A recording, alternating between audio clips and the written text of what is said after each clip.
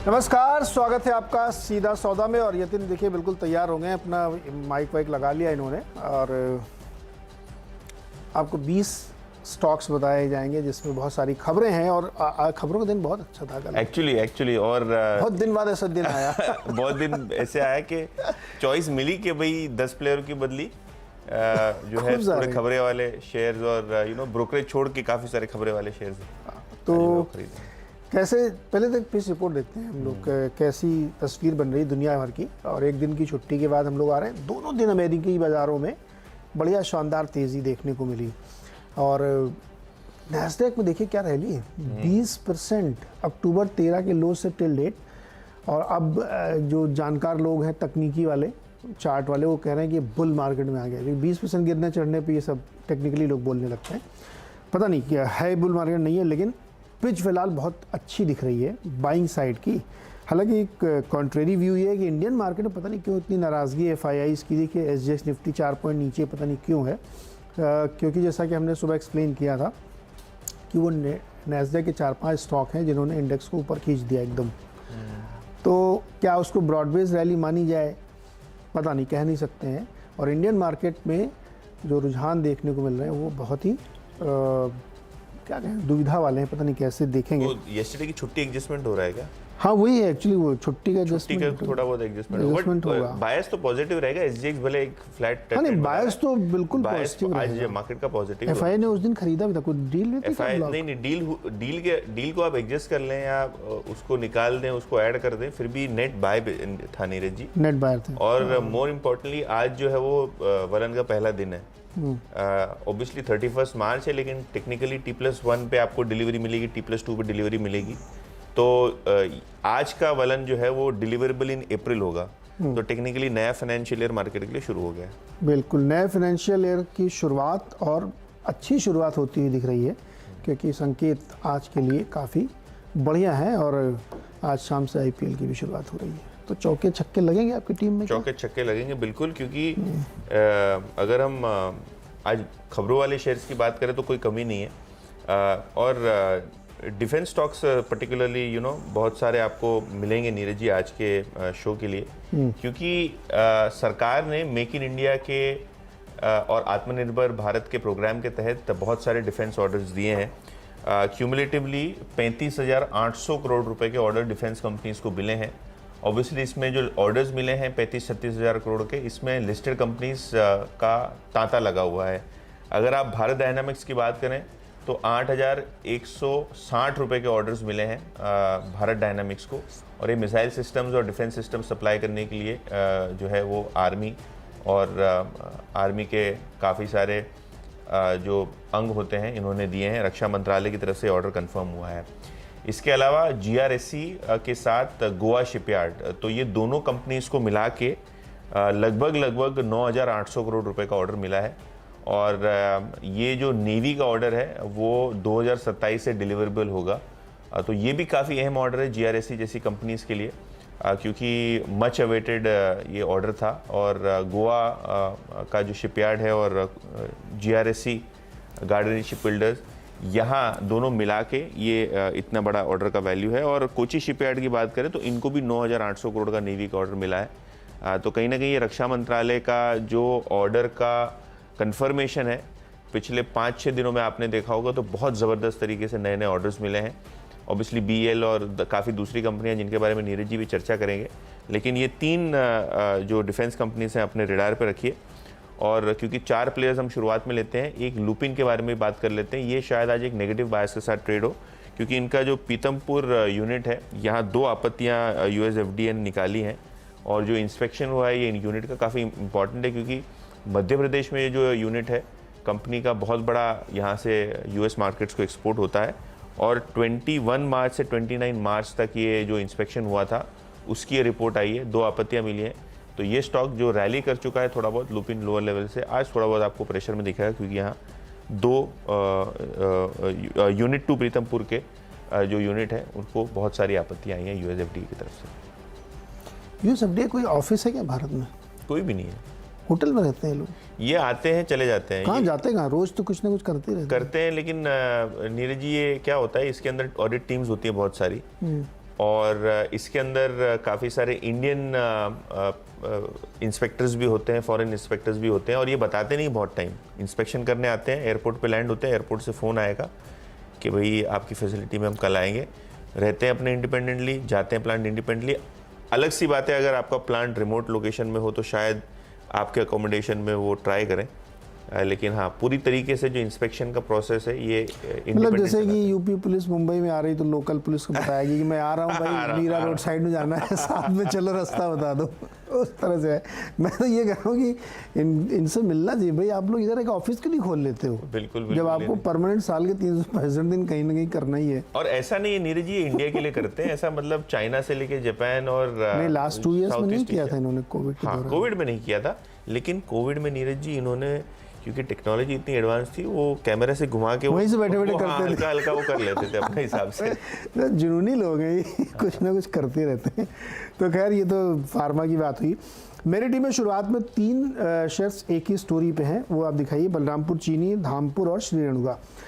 कारण ये है कि एक खबर छपी है, अखबारों में छपी है, आप पढ़ सकते हैं उसको। तो उसमें उन्होंने बताया कि जो रिफाइंड शुगर है, मतलब जो सफ़ेद वाली चीनी हम लोग यूज़ करते हैं, उसके दाम पिछले 1 डेकेड के हाइस पे चल रहे हैं इस समय। और बहुत ही इंटरेस्टिंग पॉइंट ये है कि इसमें कहीं कोई कमी की संकेत देखने को मिल रहे हैं और लगातार इसमें स्ट्रेंथ बनी हुई है। उसका एक बड़ा कारण ये था कि अलग अलग रीजन से पहले कि ग्लोबली सप्लाई इतनी डिस्ट्रिक्ट हुई, लेकिन डोमेस्टिक फ्रंट पे आए तो यहाँ पे प्रोडक्शन घटा है पिछले सालों की तुलना में, इस वजह से बहुत दाम बढ़े। और चीनी कंपनीज़ ने बहुत डाइवर्सिफिकेशन किया, वो एथेनॉल, बायोफ्यूल और पता नहीं क्या क्या अलग अलग बना रहे हैं, तो वहाँ चूँकि ज़्यादा फ़ायदा, लगातार उसके दाम भी बढ़े हैं, तो चीनी की कीमतें लगातार ऊपर बनी हुई हैं। और ये बात अब वो स्टोरी से निकल के आ रही है।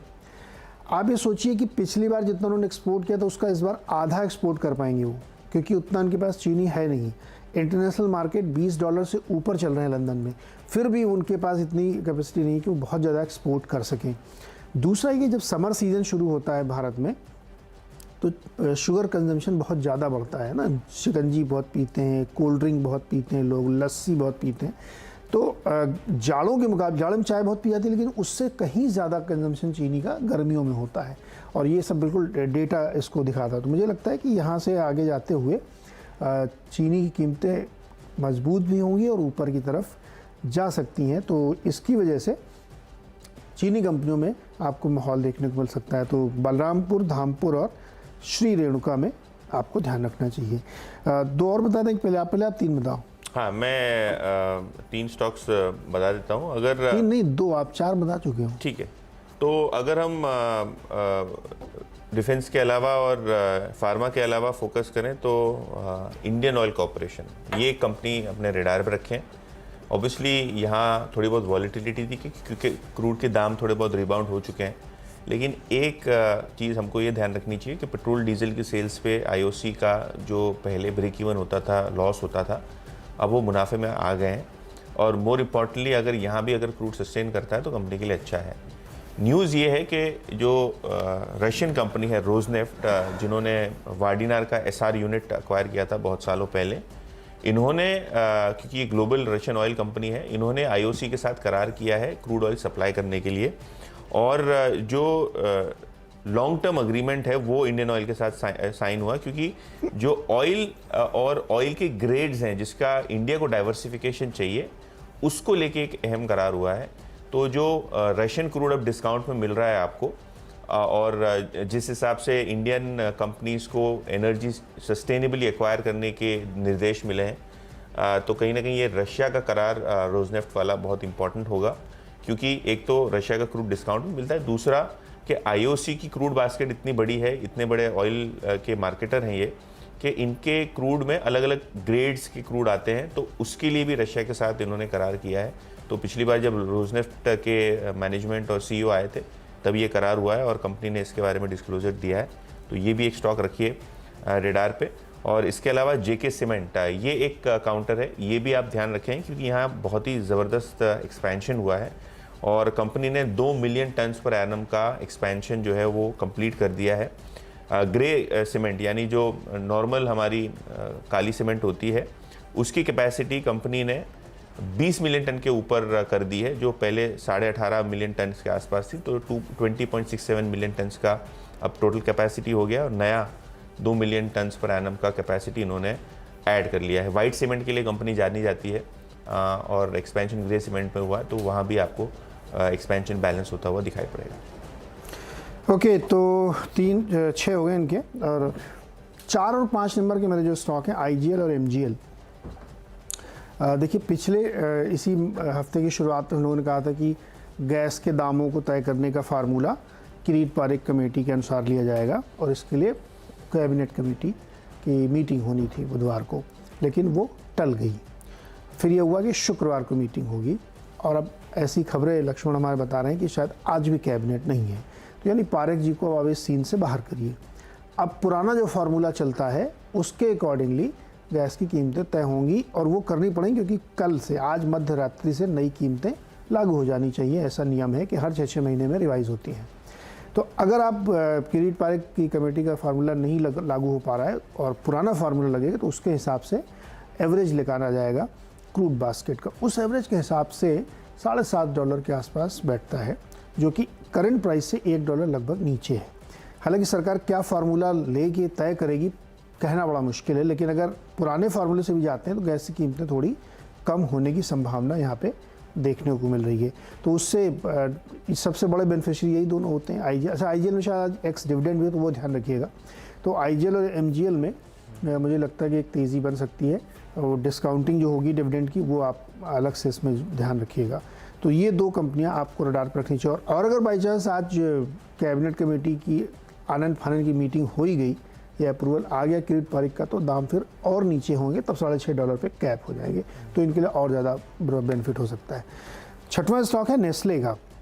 नेस्ले में एक खबर ब्लूमबर्ग ने छापी है कि कैपिटल फूड्स नाम की एक कंपनी है जिसको ये खरीद सकते हैं। बातचीत इनकी चल रही, टर्म शीट पे शायद साइन वाइन हुए हैं। $1 बिलियन के वैल्यूएशन है। कंपनी क्या करती है कैपिटल फूड्स, आप लोगों ने ज़रूर यूज़ किया होगा, स्मिथ एंड जोन्स का गार्लिक जिंजर पेस्ट और चिंग्स के नाम से बहुत सारी इनकी सॉसेज हैं, वेनिगर्स हैं, बहुत सारी चीज़ें हैं। तो इस कंपनी को ये नेस्ले ख़रीदना चाहती है।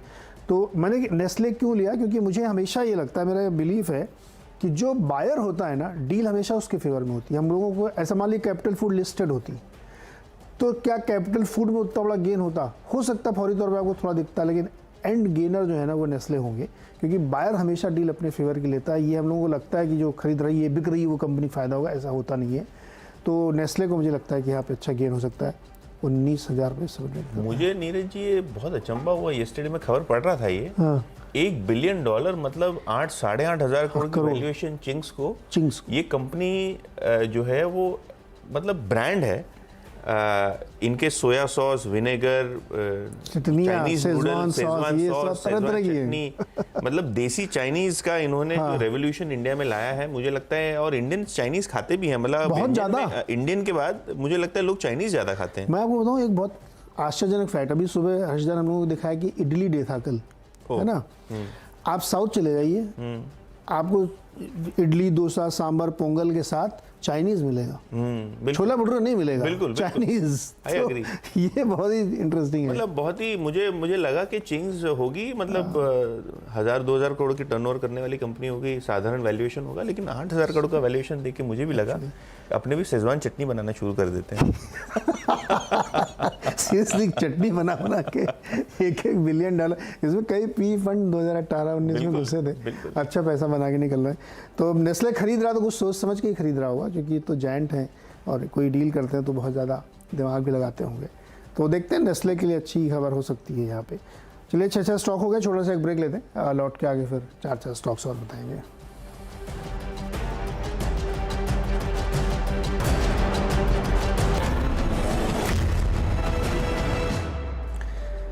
स्वागत है एक बार फिर से आपका, और बारी है 7, 8, 9, 10 नंबर के शेयर्स की। तो 7वें नंबर पे BEL, भारत इलेक्ट्रॉनिक्स लिमिटेड है। अभी बहुत डिटेल में बताइए यतिन ने खबरें की, रक्षा मंत्रालय और डिफेंस के लेवल पे कितने हज़ारों करोड़ की डील, अच्छा हर 2-4 महीने में ऐसी डील आती है, 50,000 करोड़, 20,000 करोड़ अप्रूवल्स। तो वैसे ही इनके हाथ में एक 5500 करोड़ का कॉन्ट्रैक्ट साइन किया, 10 कॉन्ट्रैक्ट हैं एक्चुअली छोटे छोटे, जो फोर्स के साथ इन्होंने साइन किए हैं उसमें इनके लिए काम करेंगे। तो मुझे लगता है कि ये जो है काफ़ी बड़ी डील है कंपनी के लिए। तो BEL को आज ध्यान में रखिएगा लगातार। अच्छा, पिछले हफ्ते भी या पिछले ना इसी हफ्ते पिछले दिनों मंडे वनडे को शायद मैं ख्याल में कुछ और डील्स आई, वो रेडार सिस्टम्स का इसको ऑर्डर, रेडार सिस्टम का ऑर्डर है। तो बैक टू बैक इन लोगों को ऑर्डर्स मिल रहे हैं, तो इसको ध्यान में रख सकते हैं। 8th स्टॉक है ईथर एनर्जी, नहीं ईथर इंडस्ट्रीज़, जो एक केमिकल कंपनी है। इन्होंने एक्चुअली क्या है, बहुत इंटरेस्टिंग स्टोरी है। सऊदी अरामको जो सऊदी अरब की नेशनल ऑयल कंपनी रिफाइनरी है, उसके साथ इनका एक बहुत पहले से एक टाई अप चल रहा था, जिस पे इनका डेवलपमेंट का काम चल रहा था। अब लेटर ऑफ इंटेंट इनको मिल गया है कमर्शलाइजेशन के लिए और मार्केटिंग के लिए। ये एक बहुत ही इंटरेस्टिंग है, क्योंकि सऊदी अरामको दुनिया की सबसे बड़ी कंपनी है, दुनिया की सबसे बड़ी रिफाइनरी है। तो उनकी इस कॉन्ट्रैक्ट को अब जो है ना प्लाईवुड्स के जो प्रोडक्ट है प्लाईवुड्स, उसको ये कमर्शियल करेंगे और मार्केटिंग में ले जाएंगे। तो ये इनके लिए काफ़ी अच्छी डील हो रही है जो अब साबित हो रही है। तो मुझे लगता है ईथर इंडस्ट्रीज़ को रडार पे रखना चाहिए। 9th स्टॉक JSW स्टील है, इसको भी ग्रीन में रखा है इसलिए क्योंकि इन्होंने ये प्रेफर्ड बिडर डिक्लेयर किए गए हैं। कोयले की जो खदान है उसके लिए जो बोली लग रही थी छत्तीसगढ़ और झारखंड में। देखिए, स्टील कंपनी जितना ज़्यादा कोल अपने लिए कैप्टिव कर लेती हैं, अपने कब्जे में ले लेती, उतना इनके लिए फ़ायदा होता है। और अब तो सरकार ये भी अलाउ कर चुकी है कि आप अपनी कैप्टिव माइंस का कोल मार्केट में भी बेच सकते हैं। तो JSW के लिए अच्छी खबर है। और 10वां स्टॉक है GR इंफ्रा, मतलब हर दिन इसको एक नया कॉन्ट्रैक्ट मिलता है। पिछले 2 दिनों में एक 3700 करोड़ के 4 प्रोजेक्ट मिले हैं और एक 848 करोड़ के लिए L1 घोषित किए गए हैं। और मुझे ध्यान है मंडे ट्यूसडे में भी इनको 2-3 ऑर्डर मिले थे। तो डेली बेसिस पे GR इंफ्रा या तमाम इंफ्रा कंपनीज को ऑर्डर मिल रहे हैं। ये सब चुनावी वर्ष का कमाल है। बिल्कुल बिल्कुल, और हर दिन ऑर्डर मिल रहे हैं। हाँ, ये मुझे लगता है जयपुर बेस्ड कंपनी है और IPO की लिस्टिंग भी बहुत अच्छी तरीके से हुई थी। बीच में थोड़ी दिक्कतें थी क्योंकि इनकम टैक्स के छापे या सर्चेज इन पे हुई थी, तो थोड़ा तब स्टॉक डीरेट हुआ था। बल जिस हिसाब से ऑर्डर इनफ्लो लास्ट 6-7 दिनों में आया, काफ़ी ज़बरदस्त ऑर्डर इनफ्लो है। तो नीरज जी के 10 स्टॉक्स कंप्लीट हो गए। मैं आपको अपनी 4 स्टॉक्स के बारे में जानकारी देता हूं और पावर सेक्टर आज फोकस में रहेगा। सबसे पहले JSW एनर्जी, क्योंकि इन्होंने जो माइत्रा एनर्जी है पिछले दिनों अनाउंस किया था एक्विजिशन, वो एक्विजिशन को पूरी तरीके से कंप्लीट कर दिया है। ये रिन्यूएबल एनर्जी पोर्टफोलियो है और जो 2 स्टेप प्रोसेस था, सबसे पहले कंपनी के एक्वायर करना, फिर काफ़ी सारी सब्सिडरीज को अपस्ट्रीम करके मर्ज करना, तो सारे के सारे प्रोसेसेस मित्रा एनर्जी को लेके ख़त्म हो गए, कंप्लीट हो गए हैं। और ये बहुत बड़ी रिन्यूएबल एनर्जी कैपेसिटी अब JSW एनर्जी के पोर्टफोलियो में आ जाएगी। मित्रा की बात करें तो काफ़ी सारे प्राइवेट इक्विटी इन्वेस्टर्स थे और काफ़ी सारे बैंक्स इन्वॉल्व थे पूरे ट्रांजैक्शन में। तो ये स्टॉक रखिए रेडार पे, इन्होंने अपना जो एक्विजिशन है वो कंप्लीट कर दिया है। इसके अलावा टाटा पावर, ये स्टॉक पे ध्यान रखें क्योंकि स्टॉक बहुत ही ज़बरदस्त तरीके से करेक्ट हुआ है। ऊपर के लेवल से 200 के ऊपर स्टॉक रहता था, लेकिन देखिए किस हिसाब से यहाँ करेक्शन हुआ है। 10-15% स्टॉक में करेक्शन हुआ है ऊपर के लेवल से। कंपनी ने 1755 करोड़ का ऑर्डर विन किया है। ये ऑर्डर विन जो है वो राजस्थान में NLC इंडिया ने इनको दिया है रिन्यूएबल पावर प्रोजेक्ट शुरू करने के लिए। कुल मिला के 300 मेगावाट के renewable energy project, solar projects इनको लगाने हैं राजस्थान स्टेट में NLC के बिहाफ पे। और इनको लेटर ऑफ इंटेंट और जो ऑर्डर अवार्ड होना था वो हो चुका है। 1755 करोड़ का टाटा पावर का ये ऑर्डर है, काफ़ी अहम है क्योंकि रिन्यूएबल एनर्जी में कंपनी काफ़ी एग्रेसिवली बिडिंग करती है और एग्रेसिवली प्रोजेक्ट चेस करती है। तो ये एक पावर स्टॉक दूसरा जो है वो आप अपने रेडार पे रखें। नवी कंपनी जो रेडार पे है वो है PVR। और यहाँ अगर हम देखें तो तेलंगाना में इन्होंने 4 स्क्रीन और देहरादून में 5 स्क्रीन ऐड किए हैं। तो ये जो यस्टरडे रामनवमी थी उसके मुहूर्त पे कंपनी ने 9 नई स्क्रीन्स को ऐड किया है। ऑब्वियसली आइनॉक्स के साथ इनका जो मर्जर प्रोसेस था वो भी पूरी तरीके से कंप्लीट हो चुका है। तो कहीं ना कहीं PVR का स्टॉक रखिए रेडार पे, काफ़ी अच्छी तरीके से यहाँ आपको एक्सपेंशन प्लान्स होते हुए दिखाई दे रहे हैं। कोविड में बिल्कुल ब्रेक लग गया था और कंपनी अब ज़बरदस्त तरीके से अपनी स्क्रीन प्रेजेंस रैंप अप कर रही है। और आखिर में पंजाब नेशनल बैंक। और ऑब्वियसली देखिए आज क्योंकि मार्केट एक पॉजिटिव बायस के साथ रेडी रहेगा, बैंकिंग शेयर्स फोकस में रहेंगे क्योंकि बैंक्स मजबूती दिखा रहे हैं। तो PNB का शेयर भी आपको शायद एक मोमेंटम में दिखे क्योंकि इन्होंने ARC बिजनेस जो है वो पूरी तरीके से बेच दिया है एवेन्यू इंडिया को। ऑब्वियसली ट्रांजैक्शन वैल्यू डिस्क्लोज नहीं हुई है, लेकिन जो नॉन कोर बिजनेसेस और नॉन कोर एसेट्स कंपनी ने कहा था कि हम धीरे धीरे करके डिस्पोज करेंगे, उसी तर्ज पे ये ARC कारोबार को भी बेच दिया गया है और कंपनी ने एक फंड रेजिंग अनाउंसमेंट भी की है जहां वो इक्विटी और बॉन्ड्स के ज़रिए अपना Tier 1 कैपिटल, Tier 2 कैपिटल मजबूत करेंगे और ज़्यादा से ज़्यादा ग्रोथ को चेस करेंगे लोन बुक बढ़ा के। तो PNB रखिए अपने रडार पे, काफ़ी अहम ये न्यूज़ बिट दिखाई पड़ रहा है। चलिए एक छोटा सा ब्रेक, 6 स्टॉक 10 कंप्लीट हो गए, 10 स्टॉक्स, और लौट के आएंगे तो एक बार आप देंगे छोटा सा ब्रेक के बाद।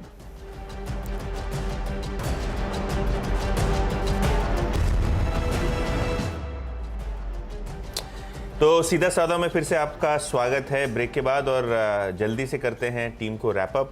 10 स्टॉक्स आपकी स्क्रीन पे आएंगे और 10 स्टॉक में शुरुआत करते हैं डिफेंस कंपनियों से। Bharat electronics, garden reach ship builder यानी GRSC और कोची शिपयार्ड, ये सारे स्टॉक्स रखिए अपने रडार पे क्योंकि इनको मिले हैं बड़े बड़े ऑर्डर्स भारत सरकार की तरफ से, मिनिस्ट्री ऑफ डिफेंस की तरफ से। भारत डायनामिक्स 8,000 करोड़ के ऊपर का ऑर्डर, GRSC लगभग 10,000 करोड़ का ऑर्डर गोवा शिपयार्ड के साथ जॉइंट में मिला है इनको। कोची शिपयार्ड को भी लगभग 9,800 करोड़ का नेवी का ऑर्डर मिलता हुआ दिखाई पड़ा है। ये ऑर्डर फाइनलाइजेशन होते हुए दिखाई पड़े हैं। लुपिन रखिए रेडार पे, इनका जो इंदौर का प्लांट है यूनिट 2, इनको US FDA की तरफ से फॉर्म 483 मिला है और 10 आपत्तियां इस 483 में आई हैं, तो 10 ऑब्जर्वेशंस काफ़ी ज़्यादा माने जाते हैं। स्टॉक शायद एक नेगेटिव बायस के साथ ट्रेड कर सकता है। The only red player in the team. IOC Russia के रोजनेफ्ट के साथ इन्होंने कच्चे तेल के प्रोक्योरमेंट के लिए करार किए हैं। काफ़ी अहम है क्योंकि रशिया का क्रूड आपको डिस्काउंट पे मिलता है, अच्छे दामों पे मिलता है, तो कहीं ना कहीं कंपनी को फ़ायदा करेगा। पावर स्टॉक्स में JSW एनर्जी और टाटा पावर, ये दोनों स्टॉक्स रखिए रडार पे। JSW एनर्जी ने अपना मैथ्रा का रिन्यूएबल पोर्टफोलियो का डील कंप्लीट कर लिया है। टाटा पावर को NLC इंडिया से लगभग 1755 करोड़ का ऑर्डर मिला है। JK सीमेंट, इन्होंने अपना एक्सपेंशन कंप्लीट कर लिया है। 2 मिलियन टन का इन्होंने ग्रे सीमेंट का एक्सपेंशन पूरा कर लिया है। इसके साथ ही इनकी कैपेसिटी 20 मिलियन टन के ऊपर हो चुकी है। PVR, इन्होंने 9 नई स्क्रीन्स साउथ इंडिया में खोली हैं।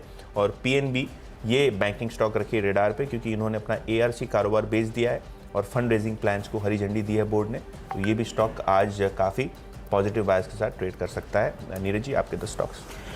बिल्कुल, और खबरों पे ही पूरा फोकस, बहुत सारी खबरें थी। चीनी कंपनियों पे ध्यान रखिएगा क्योंकि प्राइसेस जो है वो 6 ईयर हाई पे चल रहे हैं और कोई संभावना नहीं कि नीचे आएंगे क्योंकि उत्पादन कम है और दुनिया भर में इसकी ज़रूरत पड़ रही है और समर सीज़न शुगर के लिए काफ़ी डिमांडिंग रहता है, तो इसलिए प्राइसिंग और स्ट्रॉन्ग हो सकती है। 3 स्टॉक इसीलिए शुरुआत के चीनी वाले हैं। IGL MGL में ध्यान रखिएगा। गैस की कीमतें आज 12 बजे रात से बदलनी है, हालांकि उन्होंने पुराना फार्मूला अभी तक अप्रूव नहीं किया किरीट पारेख वाला, तो अगर ओल्ड फैशन में उसमें जाएंगे तब भी प्राइसेस नीचे आ सकती क्योंकि जो 10% क्रूड बास्केट का एवरेज एक महीने का वो नीचे ही आ रहा है, तो उस पर ध्यान रखना चाहिए। नेस्ले जो है कैपिटल फूड्स को ख़रीद सकता है $1 बिलियन में, जिसके स्मिथ एंड जॉन्स और चिंग्स ब्रांड्स हैं, तो देखते क्या होता है, लेकिन नेस्ले के लिए अच्छी खबर है। बेल को काफ़ी सारे कॉन्ट्रैक्ट, भारत इलेक्ट्रॉनिक्स को करीब 4,000 करोड़ के ऑर्डर्स की खबर है पिछले 2 दिनों में, तो वहाँ ध्यान रख सकते हैं। और डिफेंस सेक्टर भी वैसे आज फोकस में रहेगा। इधर इंडस्ट्रीज़ ने सऊदी अरामको के साथ जो उनका एक टाई अप चल रहा था ग्लाइओल्स का, उसके लिए कमर्शलाइजेशन और मार्केटिंग का लाइसेंस उन्होंने हासिल कर लिया, साइन अप किया है। JSW स्टील ने 2 कोल माइंस के लिए प्रेफर्ड बिडर अनाउंस किए गए हैं झारखंड और छत्तीसगढ़ में, तो अच्छी खबर है। और GR इंफ्रा ने भी 3-4 हज़ार करोड़ के 2 ऑर्डर पिछले 2-3 दिनों में हासिल किए।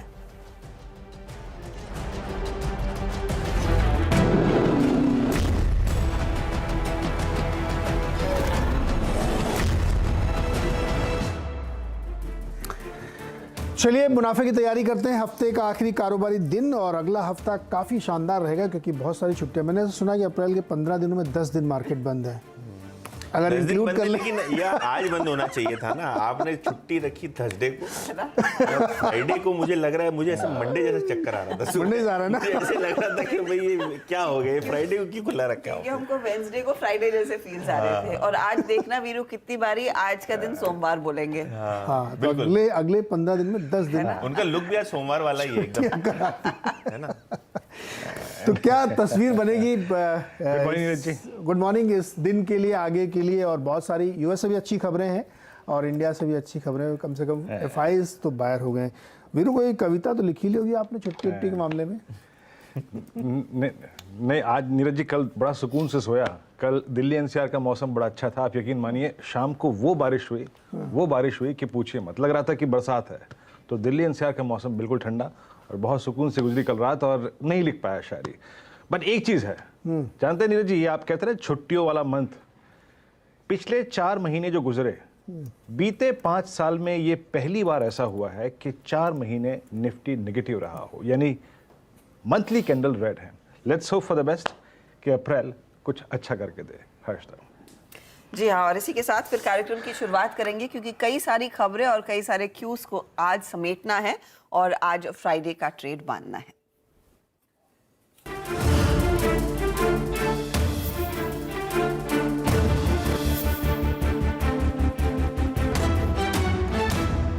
ये है मुनाफे